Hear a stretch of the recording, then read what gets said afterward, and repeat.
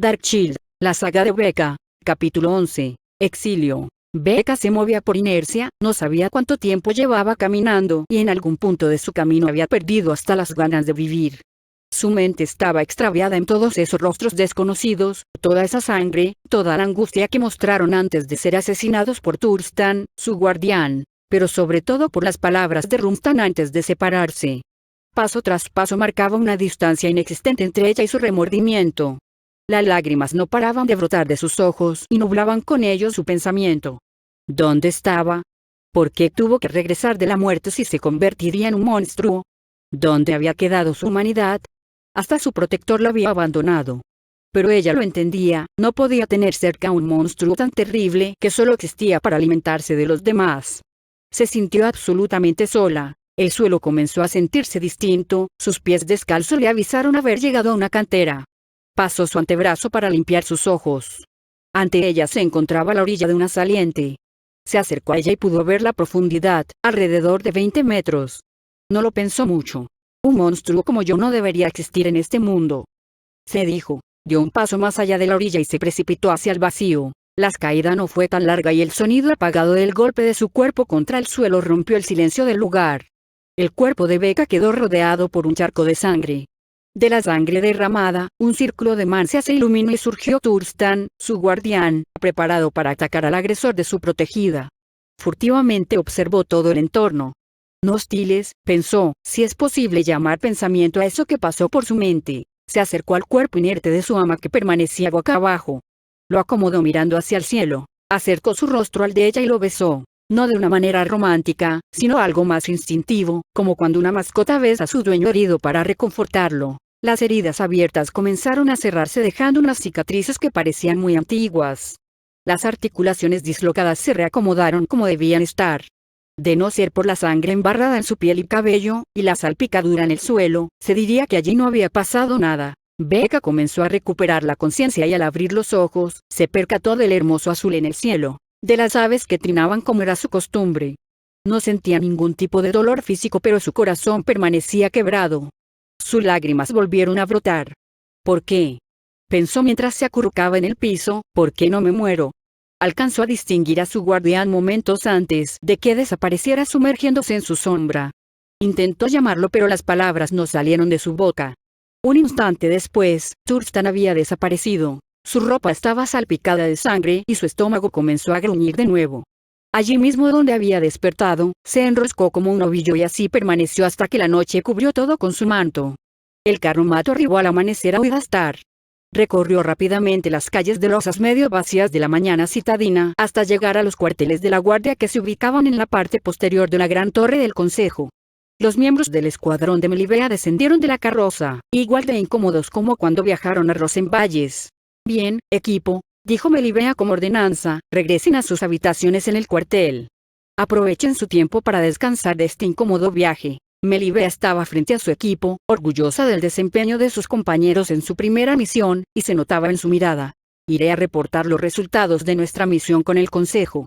Luego, tendremos una reunión así que aprovechen su tiempo. Melibea, con su paso militar, se dirigió hacia la gran torre de marfil mientras que el resto del equipo tomó el rumbo al edificio que se empleaba como cuartel por las fuerzas de la guardia, una construcción rústica con paredes de piedra aglomerada con cemento. A pesar de la apariencia externa, el interior era muy acogedor. Los pisos estaban cubiertos con madera barnizada, los muebles tenían un acabado liso que no envidiaban a los del consejo.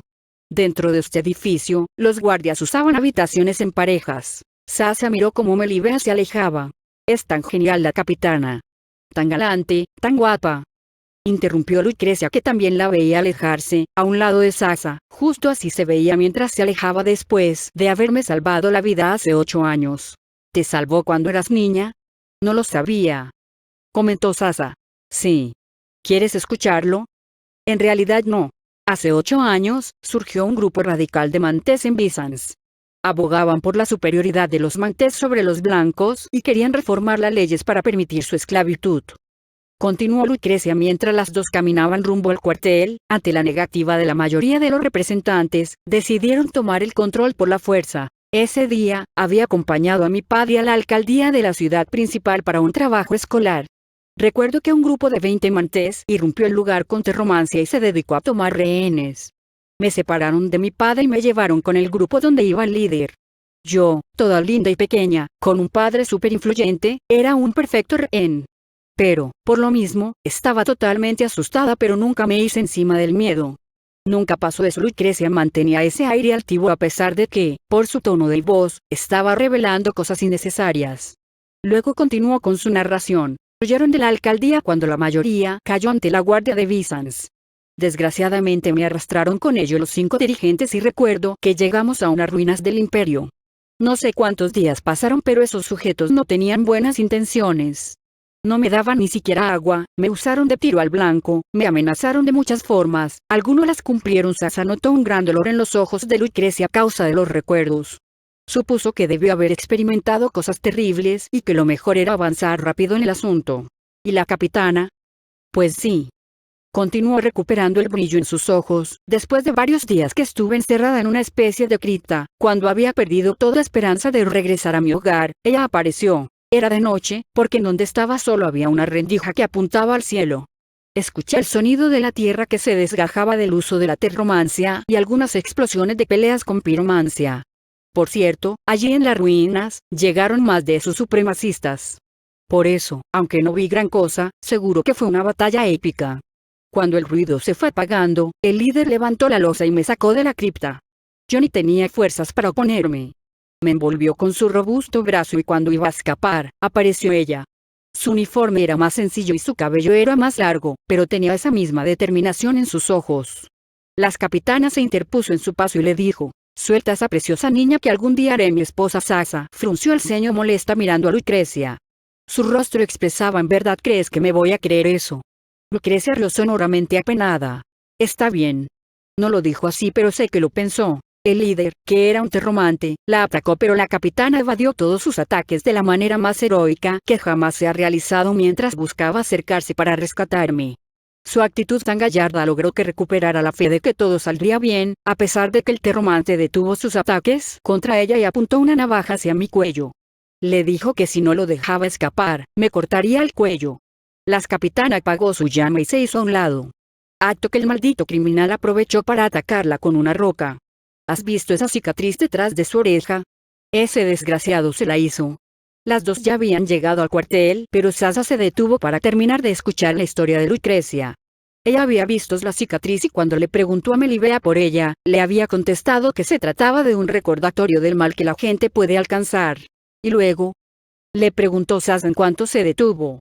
Pues, cuando la capitana bajó la guardia, la atacó por detrás con una roca y ella cayó al piso con mucha sangre que salía de su cabeza. Por un momento perdí de nuevo la esperanza, pero creo que la capitana ya esperaba que eso hiciera porque el terromante volvió a guardar su navaja y se concentró en escapar hasta que una serpiente de fuego azul que había permanecido fuera de la vista de todos, se envolvió en las piernas del sujeto, haciéndolo tropezar.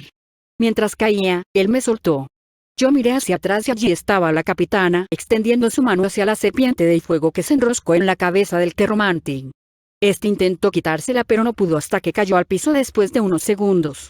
Yo solo observaba, atónita, la escena de esa persona en el piso hasta que sentí el abrazo de la capitana que me levantaba preguntándome si estaba bien.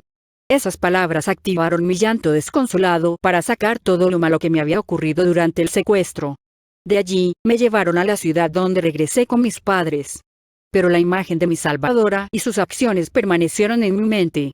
Días después, por solicitud mía, fuimos a Widastar para agradecerle y me la presentaron formalmente. Cuando la volví a ver, sentí una inmensa calidez en mi pecho y supe que quería estar el resto de mis días con esa persona. Acabó Lucrecia bajando la mirada pues escuchar su historia en voz alta le había dado vergüenza. Por su parte, Sasa tenía un nuevo brillo de admiración en sus ojos por su capitana. Si de por sí ya tenía el porte de una heroína de romance, una historia de este tipo enaltecía su imagen de heroica.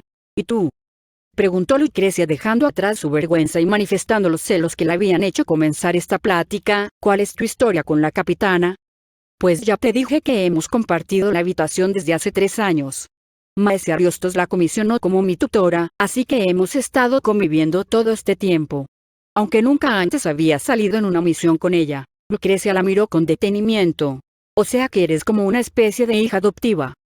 comentó Lucrecia, cuya expresión se tornó aliviada. Ah, bueno, entonces no hay de qué preocuparse. Sasa arqueó una de sus cejas al no entender las palabras de Lucrecia.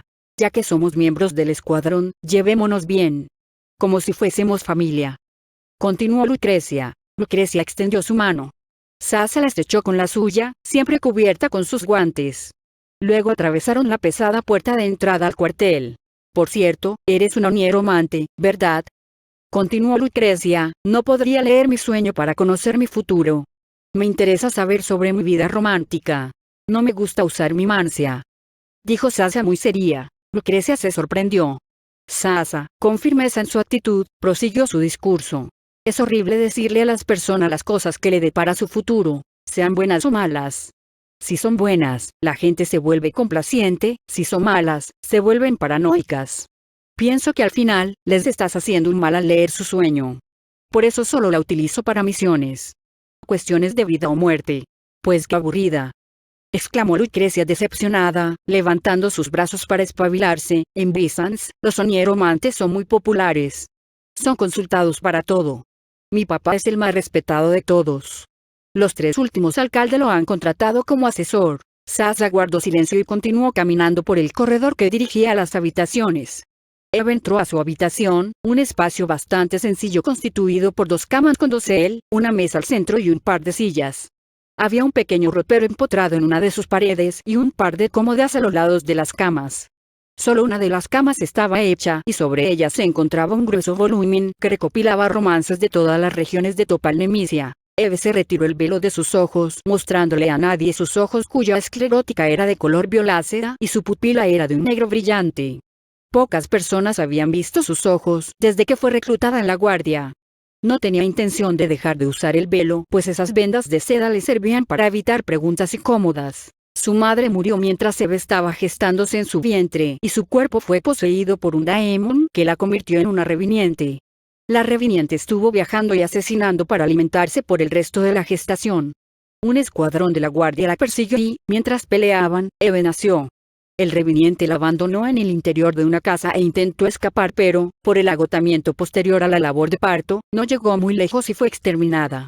La bebé fue recogida por un blanco que se dio cuenta de su particularidad y la vendió a un espectáculo ambulante. Allí, pasó toda su infancia siendo exhibida como un fenómeno. Mientras se retiraba la armadura para descansar, una sombra la envolvió y fue succionada por ella.